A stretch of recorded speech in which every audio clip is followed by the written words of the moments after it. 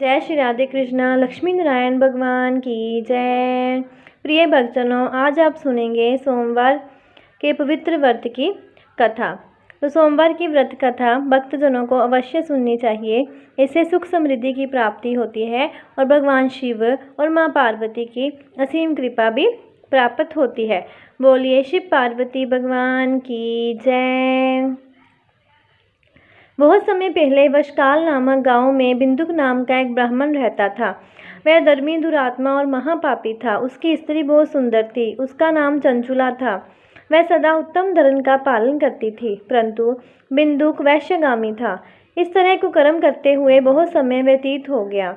उसकी स्त्री काम से पीड़ित होने पर भी धर्म नाश के भय से क्लेश सहकर भी काफ़ी समय तक धर्मभ्रष्ट नहीं हुई, परंतु आगे चलकर वह भी अपने दुराचारी पति के आचरण से प्रभावित होकर दुराचारी और अपने धर्म से विमुख हो गई। इस तरह दुराचार में डूबे हुए उन पति पत्नी का बहुत सा समय व्यर्थ बीत गया। वैश्यगामी, दूषित बुद्धि वाला वह दुष्ट ब्राह्मण बिंदुक समय अनुसार मृत्यु को प्राप्त होकर नरक में चला गया।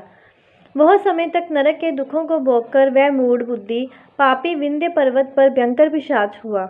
इधर उस दुराचारी बिंदु के मर जाने पर वह चंचुला नामक स्त्री बहुत समय तक पुत्रों के साथ अपने घर में रहती रही।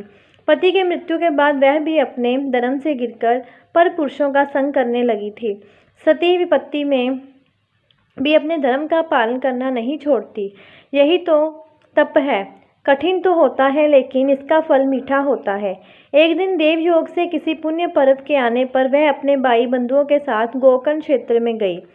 उसने तीर्थ के जल में स्नान किया और बंदी जनों के साथ यहाँ वहाँ घूमने लगी। वह एक देव मंदिर में गई। वहाँ उसने एक ब्राह्मण के मुख से भगवान शिव की परम पवित्र एवं मंगलकारी कथा सुनी। ब्राह्मण कह रहे थे कि जो स्त्रियाँ व्यभिचार करती हैं, वह मरने के बाद जब जमलोक जाती हैं, तब जमराज के दूत उन्हें तरह तरह से यंत्रणा देते हैं कि वह उसके काम अंगों को तप्त लोह के डंडों से दागते हैं, तप्त लोह के डंडों से उसका संसर्ग कराते हैं। ये सारे दंड इतनी वेदना देने वाले होते हैं कि जीव पुकार पुकार कर कहता है कि अब वह ऐसा नहीं करेगा, लेकिन जमदूत उसे छोड़ते नहीं हैं। कर्मों का फल तो सभी को भोगना पड़ता है। देव, ऋषि, मनुष्य सभी इससे बंधे हुए हैं। ब्राह्मण के मुख से ये वैराग्य बढ़ाने वाली कथा को सुनकर चंचुला भय से व्याकुल हो गई।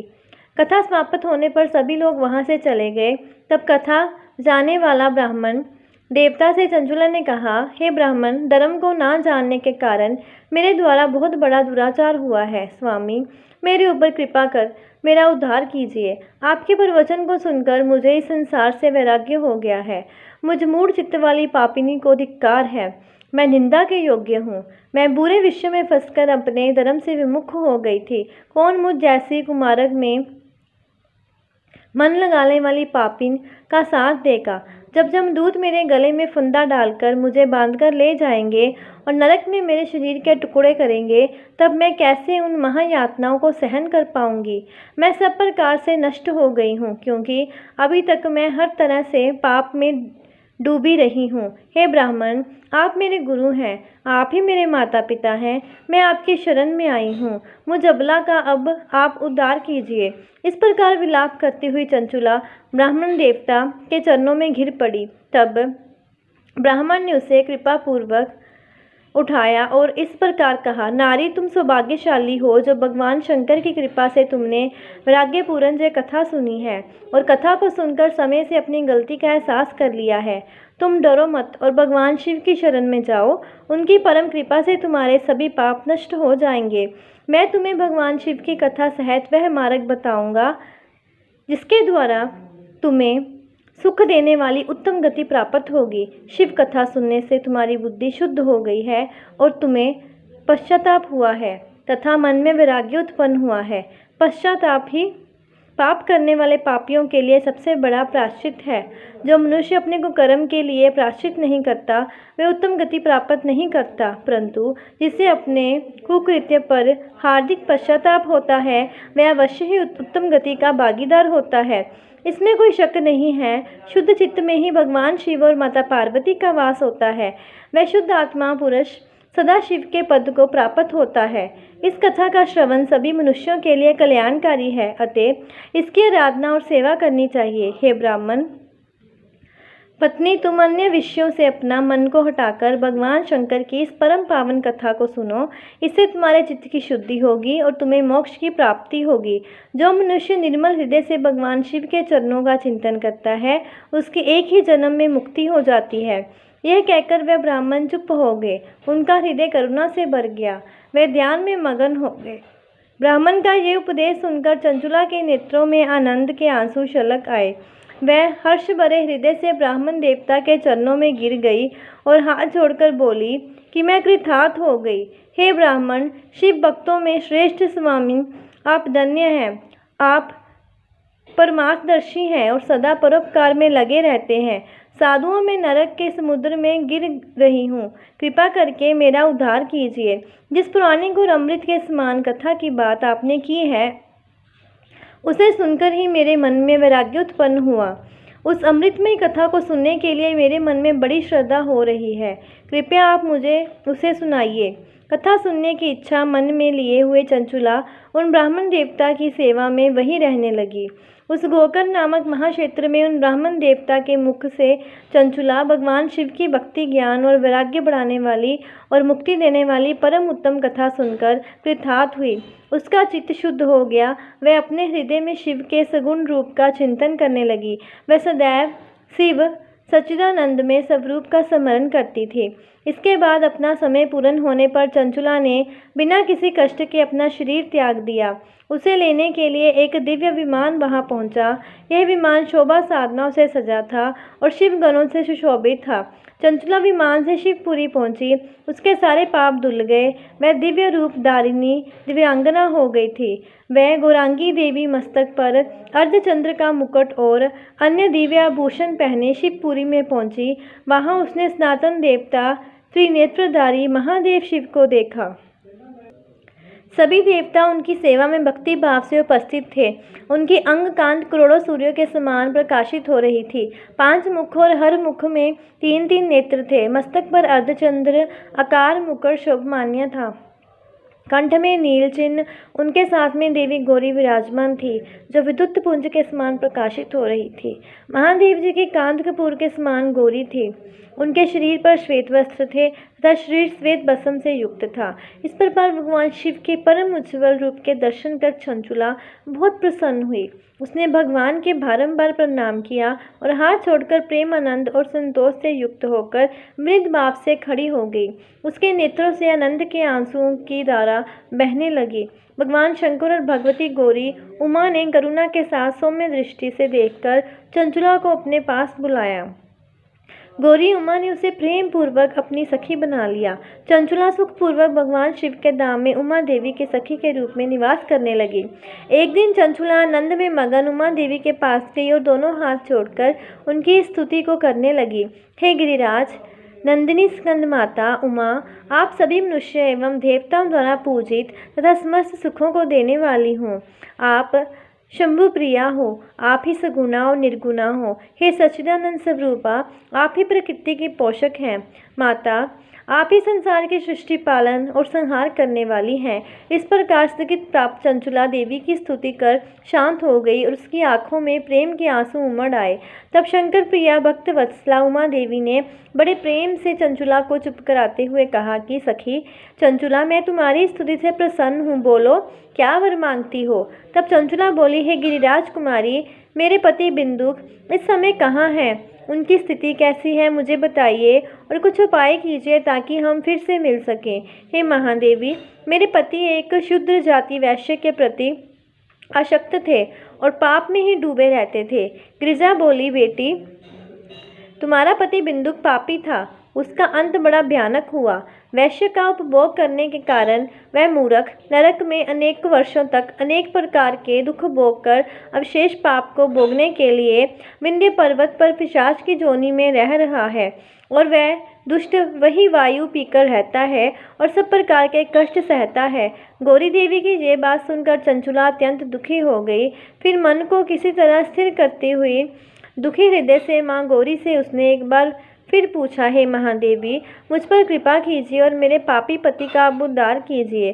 कृपा करके मुझे वह उपाय बताइए जिससे मेरे पति को उत्तम गति प्राप्त हो सके। गौरी देवी ने कहा, यदि तुम्हारा पति भगवान शिव की पुण्यमयी उत्तम कथा सुने तो वह इस दुर्गति को पार करके उत्तम गति का भागी हो सकता है। अमृत के समान मधुर गौरी देवी के ये वचन सुनकर चंचुला ने दोनों हाथ जोड़कर मस्तक झुकाकर उन्हें बार बार प्रणाम किया और प्रार्थना की कि मेरे पति को भगवान शिव की कथा सुनाने की व्यवस्था कीजिए। ब्राह्मण पत्नी चंचुला के बार बार प्रार्थना करने पर शिव प्रिया गौरी देवी ने भगवान शिव की महिमा का गान करने वाले गंधर्व राज तुमको बुलाकर कहा, तुम्हारी भगवान शिव में प्रीति है, तुम मेरे मन की सभी बातें जानकर मेरे कार्यों को सिद्ध करते हो, तो मेरी इस सखी के साथ विंध्य पर्वत पर जाओ। वहाँ एक महाघोर और भयंकर पिशाच रहता है। पूर्व जन्म में वह पिशाच बिंदुक नामक ब्राह्मण मेरी सखी चंचुला का पति था। वह वैश्यगामी हो गया था। वह स्नान संध्या आदि नित्य कर्म छोड़कर अपवित्र रहने लगा। क्रोध के कारण उसकी बुद्धि भ्रष्ट हो गई थी। दुर्जनों से उसकी मित्रता तथा सज्जनों से द्वेष बढ़ गया था। वह अस्त्र शस्त्र से हिंसा करता, लोगों को सताता और उनके घरों में आग लगा देता था। चंडालों से दोस्ती करता और वह रोज वैश्य के पास जाता था। पत्नी को त्याग कर दुष्ट लोगों से दोस्ती कर उन्हीं के संपर्क में रहता था। वह मृत्यु तक दुराचार में फंसा रहा। मृत्यु के बाद उसे पापियों के भोग स्थान यमपुरी में ले गए। वहां घोर नरकों को सहकर इस समय वह विंध्य पर्वत पर पिशाच बनकर रह रहा है और पापों का फल भोग रहा है। तुम उसके सामने परम पुण्य में पापों का नाश करने वाली भगवान शिव की दिव्य कथा का प्रवचन करो। इस कथा के सुनने से उसका हृदय सभी पापों से मुक्त होकर शुद्ध हो जाएगा और वह प्रेत जोनि से मुक्त हो जाएगा। दुर्गति मुक्त होने पर उस बिंदुक नामक पिशाच को तुम विमान पर बिठाकर भगवान शिव के पास ले आना। माँ उमा का देश पाकर गंधर्व राज तुम प्रसन्नतापूर्वक अपने भाग्य की सराहना करते हुए चंचुला को साथ लेकर विमान से पिशाच के निवास स्थान विंध्य पर्वत पर गया। वहां पहुंचकर उसने विशाल आकृति वाले पिशाच को देखा। उसका शरीर विशाल था, उसके ठोड़ी बड़ी थी। वह कभी हंसता, कभी रोता, कभी उछलता था। महाबली ने बिंदुक नामक पिशाच को पासों में बांध लिया। उसने कथा बाने के लिए स्थान तलाश कर मंडप की रचना की। शीघ्र ही इस बात का पता लोगों को चल गया कि एक पिशाच के उद्धार हेतु देवी पार्वती की आज्ञा से गंधर्व राज भगवान शिव की कथा सुनाने विंध्य पर्वत पर आए हैं। उस कथा को सुनने के लोभ से बहुत से देवऋषि वहां पहुंच गए। सभी को आदरपूर्वक स्थान दिया गया। पिशाच बिंदु को पाशों में बांधकर आसन पर बिठाया गया और तब गंधर्व राज ने परम उत्तम भगवान शिव की अमृत कथा का गान शुरू किया, जिससे सभी श्रोता कृतार्थ हो गए। परम पुण्य में कथा को सुनकर पिशाच सभी पापों से मुक्त हो गया और उसने पिशाच शरीर का त्याग कर दिया। शीघ्र ही उसका रूप दिव्य हो गया। उसका शरीर और वर्ण का हो गया। शरीर पर श्वेत वस्त्र उसका शरीर गौर वर्ण का हो गया। शरीर पर श्वेत वस्त्र एवं पुरुषों के आभूषण आ गए। इस प्रकार दिव्य देहधारी होकर बिंदुक अपनी पत्नी चंचुला के साथ स्वयं भी भगवान शिव का गुणगान करने लगा। उसे दिव्य रूप में देखकर सभी को बहुत आश्चर्य हुआ। उसका मन परम आनंद से परिपूर्ण हो गया। सभी भगवान महेश्वर के अद्भुत चित्र को सुनकर कृतार्थ होकर उनका यशोगान करते हुए अपने अपने धाम को चले गए। बिंदुक अपनी पत्नी चंचुला के साथ विमान में बैठकर शिवपुरी की ओर चल दिया। महेश्वर के गुणों का गान करता हुआ बिंदुक अपनी पत्नी चंचुला और गंधर्व राज के साथ शीघ्र ही शिवधाम पहुंच गया। भगवान शिव देवी पार्वती ने उसे अपना पार्षद बना लिया। दोनों पति पत्नी सुखपूर्वक भगवान महेश्वर एवं देवी गौरी के श्री चरणों में अविचल निवास पाकर धन्य हो गए। बोलिए उमा महेश्वर भगवान शिव की जय। अब सुनते हैं भगवान शंकर की दूसरी कथा। एक धनवान साहूकार था, जिसके घर किसी प्रकार की कोई कमी नहीं थी, परंतु उसको एक दुख था। उसका कोई पुत्र नहीं था। वह इसी चिंता में दिनों रात रहता था और वह पुत्र की कामना से हर सोमवार को शिवजी का व्रत और पूजन किया करता था। सायंकाल को मंदिर में जाकर शिवजी का दीपक जलाता था। उसके भक्ति भाव को देखकर एक समय श्री पार्वती जी ने भगवान शिवजी महाराज से कहा, वह शाहूकार अपना अनंत भगत है और सदैव आपका व्रत और पूजन बड़ी श्रद्धा से करता है, उसकी मनोकामना पूर्ण कीजिए। तो भगवान शिव ने कहा कि हे पार्वती, ये संसार कर्म क्षेत्र है। जैसे किसान खेत में जैसा बीज बोता है वैसा ही फल काटता है, उसी तरह से इस संसार में जैसा कर्म करते हैं वैसा ही फल मिलता है। तो माता पार्वती ने अत्यंत आग्रह से कहा कि महाराज, जब ये आपका भक्त है और इससे किसी प्रकार का दुख है तो उसको अवश्य दूर करना चाहिए, क्योंकि आप सदैव अपने भक्तों पर दयालु हैं और उनके दुखों को दूर करते हैं। यदि आप ऐसा नहीं करेंगे तो मनुष्य आपकी सेवा व्रत क्यों करेंगे। माता पार्वती जी के आग्रह को देखकर भगवान भोलेनाथ कहने लगे कि हे पार्वती, इसके कोई पुत्र नहीं है, इसी चिंता से ये दुखी रहता है। इसके भाग्य में पुत्र ना होने पर भी इसके पुत्र की प्राप्ति का मैं वर देता हूँ, परंतु वह पुत्र केवल 12 वर्ष तक जीवित रहेगा। इसके पश्चात वह मृत्यु को प्राप्त हो जाएगा। इससे अधिक मैं और कुछ इसके लिए नहीं कर सकता हूँ। ये सब बातें वह शाहूकार सुन रहा था। इससे उसको ना कुछ प्रसन्नता हुई और ना ही उसे कुछ कष्ट हुआ। वह पहले जैसे ही भगवान शिव का व्रत और पूजन करता रहा। कुछ समय व्यतीत हो जाने पर शाहूकार की स्त्री गर्भवती हुई और उसे 10वें महीने में गर्भ में अति सुंदर पुत्र की प्राप्ति हुई। शाहूकार के घर में बहुत खुशियां मनाई गई, परंतु शाहूकार ने उसको केवल 12 वर्ष की आयु जानकर कोई अधिक प्रसन्नता प्रकट नहीं की और ना ही किसी को ये भेद बताया। जब वह 11 वर्ष का हो गया तो उस बालक की माता ने उसके पिता से विवाह आदि के लिए कहा, परंतु शाहूकार कहने लगा, मैं अभी इसका विवाह नहीं करूँगा और पढ़ने के लिए इसे भेजूँगा। फिर शाहूकार ने अपने साले अर्थात उस बालक के मामा को बुलाकर उसको बहुत सा धन देकर कहा, तुम इस बालक को काशी में पढ़ने के लिए ले जाओ। रास्ते में जिस स्थान पर भी जाओ वहाँ यज्ञ करना और ब्राह्मणों को भोजन कराते जाना। वे दोनों मामा और बांजा सब जगह यज्ञ करते और ब्राह्मणों को भोजन कराते जा रहे थे। रास्ते में उनको एक शहर पड़ा। उस शहर के राजा की कन्या का विवाह था और दूसरे राजा का लड़का जो विवाह कराने के लिए बारात लेकर आया था वह एक आंख से काना था। उसके पिता को इस बात की बड़ी चिंता थी कि कहीं वर को देखकर कन्या के माता पिता विवाह में किसी प्रकार की अड़चन पैदा ना कर दें। इस कारण जब उसने अति सुंदर सेठ के लड़के को देखा तो उसके मन में विचार किया कि क्यों ना दरवाजे के समय इस लड़के से वर का काम चलाया जाए। ऐसा विचार करके वर के पिता ने उस लड़के और मामा से बात की तो वह दोनों राजी हो गए। फिर उस लड़के को वर के कपड़े पहनाकर और घोड़ी पर चढ़ाकर दरवाजे पर ले गए और बड़ी सुंदरता से सब कार्य संपन्न हो गए। वर के पिता ने सोचा, यदि विवाह कार्य भी इसी लड़के से करा दिया जाए तो इसमें क्या बुराई है। ऐसा विचार करके लड़का और उसके मामा से ये कहा, यदि आप फेरे और कन्यादान का काम भी करा दे तो आपकी बड़ी कृपा होगी और हम इसके बदले बहुत सा धन देंगे। उन्होंने भी स्वीकार कर लिया और विवाह कार्य भी बहुत कुछ अच्छी तरह से हो गया। परंतु जिस समय लड़का जाने लगा तो उसने राजकुमारी की चुन्नी के पल्ले पर लिख दिया कि तेरा विवाह मेरे साथ हुआ है, परंतु जिस राजकुमार के साथ तुमको भेजेंगे वह एक आंख से काना है। मैं तो काशी जी पढ़ने जा रहा हूँ। उस राजकुमारी ने जब अपनी चुन्नी पर ऐसा लिखा हुआ देखा तो उसने राजकुमार के साथ जाने से मना कर दिया और कहा कि ये मेरा पति नहीं है, मेरा विवाह इसके साथ नहीं हुआ है, वह तो काशी जी पढ़ने गया है। राजकुमारी के माता पिता ने अपनी कन्या को विदा नहीं किया और बारात वापस चली गई। उधर वह सेठ का लड़का और उसका मामा काशी जी पहुँच गए। वहाँ जाकर उन्होंने यज्ञ करना और लड़के ने पढ़ना शुरू कर दिया। जब लड़के की आयु 12 साल की हो गई तब एक दिन उन्होंने यज्ञ रचा रखा था कि लड़के ने अपने मामा से कहा कि आज तो मेरी तबीयत ठीक नहीं है मामा। मामा ने कहा अंदर जाकर सो जाओ। जब लड़का अंदर जाकर सो गया और थोड़ी देर में उसके प्राण निकल गए। जब उसके मामा ने आकर देखा कि वह तो मुर्दा पड़ा है तो उनको बहुत दुख हुआ और उन्होंने सोचा कि मैं अभी रोना पीटना मचा दूंगा तो यज्ञ का कार्य अधूरा रह जाएगा। अतः उन्होंने जल्दी से यज्ञ का कार्य समाप्त करके ब्राह्मणों के जाने के बाद रोना पीटना आरंभ कर दिया। संयोगवश उसी समय शिवजी और पार्वती जी उधर से जा रहे थे।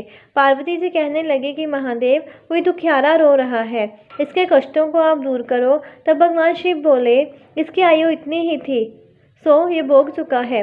माता पार्वती ने कहा कि महाराज, कृपा करके इस बालक को और आयु दें, नहीं तो इसके माता पिता तड़प तड़प कर मर जाएंगे। पार्वती जी के इस प्रकार बार बार आग्रह करने पर भगवान शिवजी ने उसे जीवन दान दे दिया और शिवजी की कृपा से लड़का जीवित हो गया।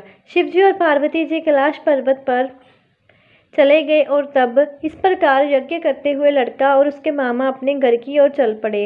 रास्ते में उसी शहर में गए जहां उसका विवाह हुआ था और जहां पर आकर यज्ञ किया तो लड़के के ससुर ने उसे पहचान लिया और अपने घर महल में जाकर बड़ी खातिर के साथ बहुत दास दासियों के सहित आदरपूर्वक लड़की और जमाई को विदा किया।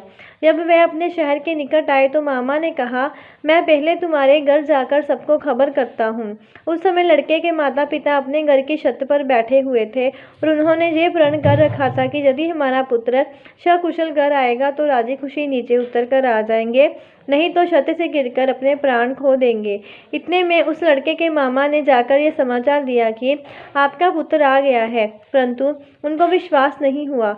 तब उसके मामा ने शपथ पूर्वक कहा कि आपका पुत्र अपनी स्त्री के साथ बहुत सारा धन लेकर आया है।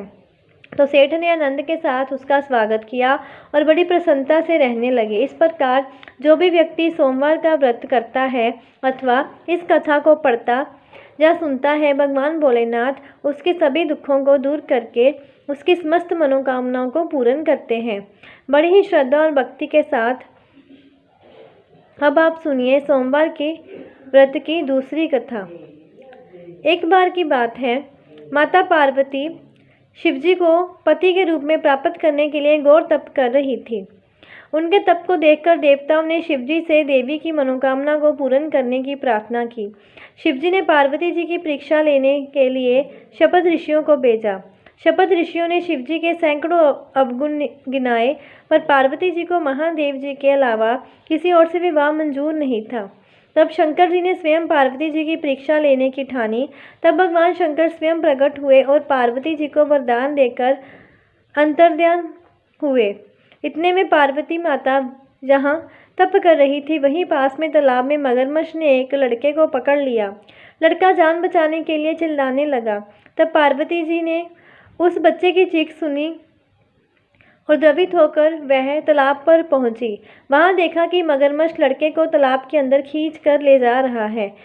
लड़के ने देवी को देखकर कहा कि मेरे माता पिता और भाई बंधु कोई नहीं है, आप मेरी रक्षा करें। तो पार्वती जी ने कहा कि मगरमच्छ, इस लड़के को छोड़ दो। मगरमच्छ बोला, दिन के छठे पहर में जो मुझे मिलता है उसे मैं अपना हार समझकर स्वीकार कर लेता हूँ, यह मेरा नियम है।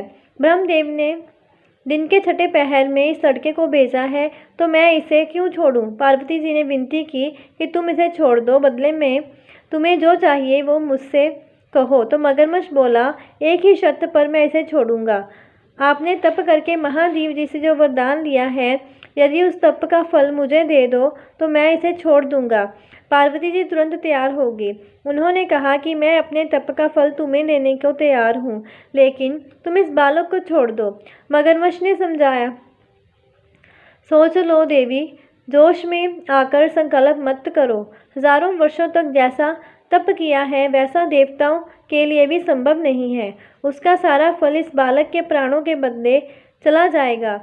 पार्वती जी ने कहा, मेरा निश्चय पक्का है, मैं तुम्हें अपने तप का फल देती हूँ, तुम इसको जीवन दे दो।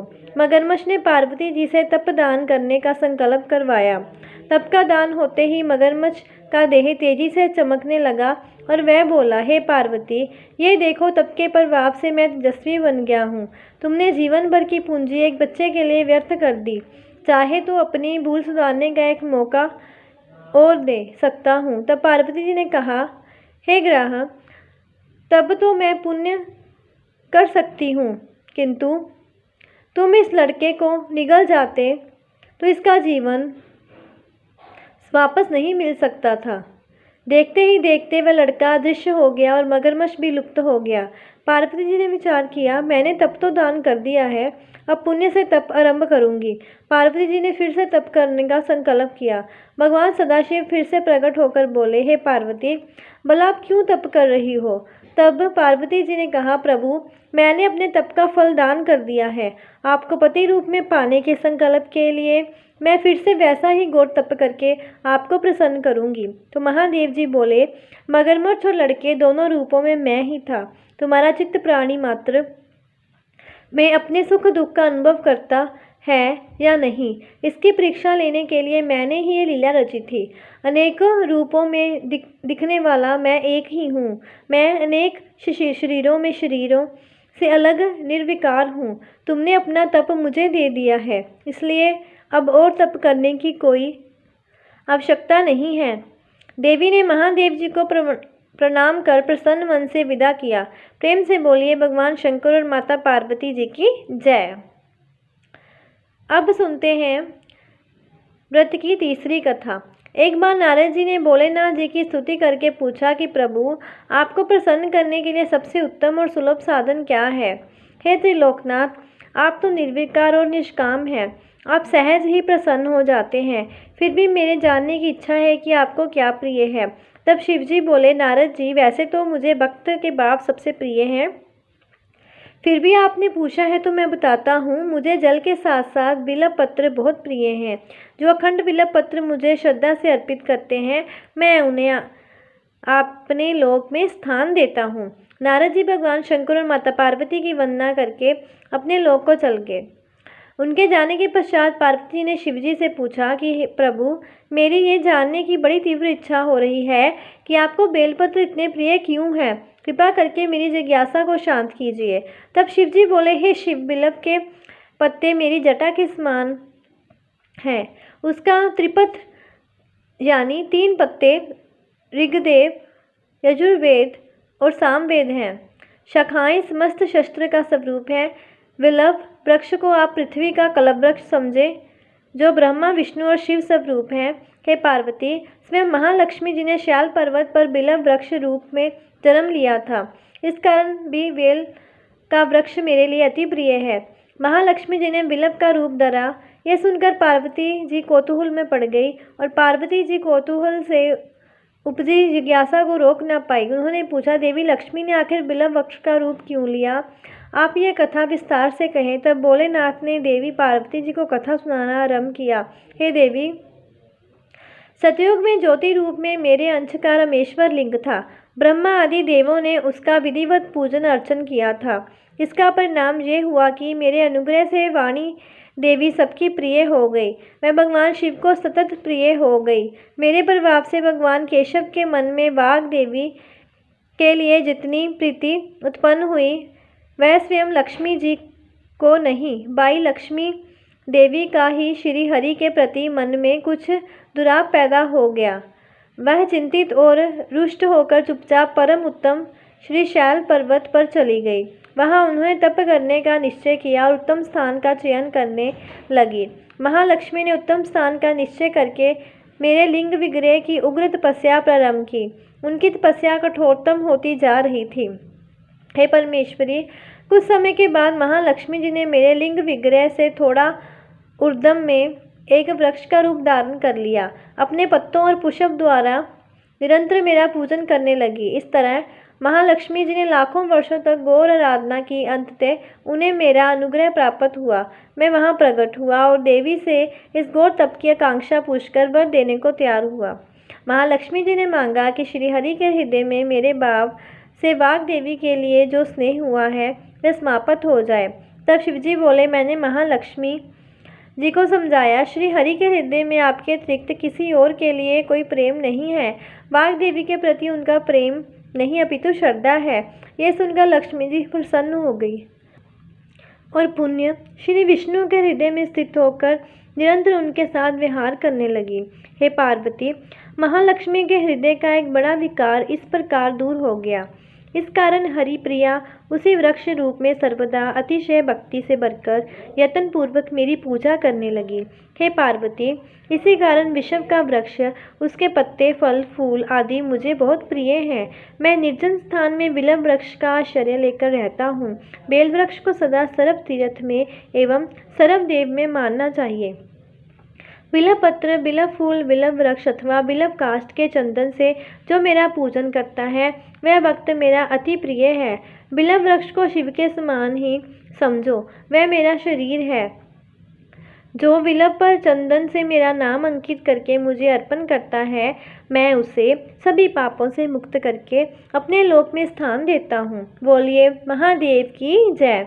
हे देवी, उस व्यक्ति को स्वयं लक्ष्मी जी भी नमस्कार करती हैं जो मेरा पूजन करते हैं। जो बिल्व मूल में प्राण छोड़ता है उसको रुद्रदेह प्राप्त होता है, और ऐसे मनुष्य पर सदैव ही माता लक्ष्मी की कृपा रहती है, और साथ ही साथ भगवान नारायण की कृपा भी उन पर सदैव बनी रहती है।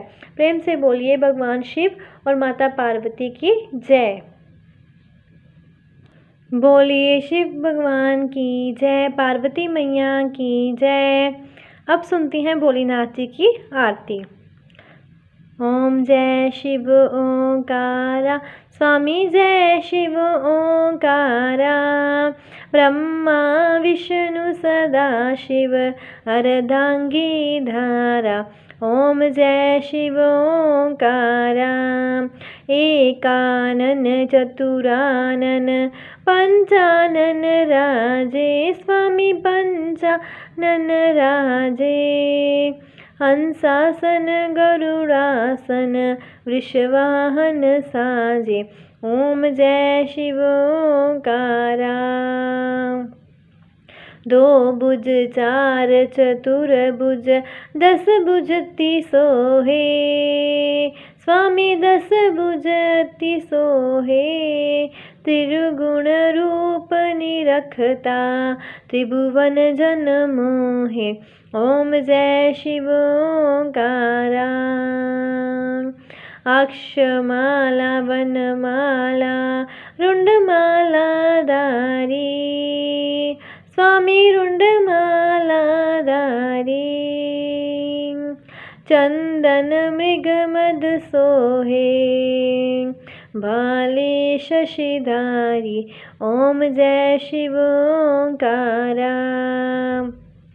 श्वेतांबर पीतांबर बागंबर अंगे, स्वामी बाबंबर अंगे।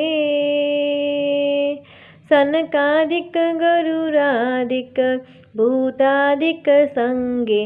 ओम जय शिव ओंकारा। कर के मध्य कमंडल चक्र त्रिशूलधारी, स्वामी चक्र त्रिशूलधारी। सुखकारी दुखहारी जगपालनकारी। ओम जय शिव ओंकारा। स्वामी जय शिव ओंकारा। ब्रह्मा विष्णु सदा शिव जानत विवेका, स्वामी जानत विवेका। प्रणवाक्षर में शोभित जे तीनों एका। ओम जय शिव ओंकारा। त्रिगुण स्वामी जी की आरती जो कोई नर गावे, स्वामी जो कोई नर गावे। कहत शिवानंद स्वामी, कहत हरिहर स्वामी, सुख संपत्ति पावे। ओम जय शिव ओंकारा। स्वामी हरि शिव ओंकारा। ब्रह्मा विष्णु सदा शिव अर्धांगी धारा। ओम जय शिव ओंकारा। स्वामी हरि शिव ओंकारा। बोलिए भगवान भोलेनाथ की जय। बोलिए पार्वती मैया की जय। ऐसी और जानकारी प्राप्त करने के लिए और कथाओं को श्रवण करने के लिए चैनल को सब्सक्राइब करें और वीडियो को ज़्यादा से ज़्यादा शेयर करें। जय श्री राधे कृष्णा।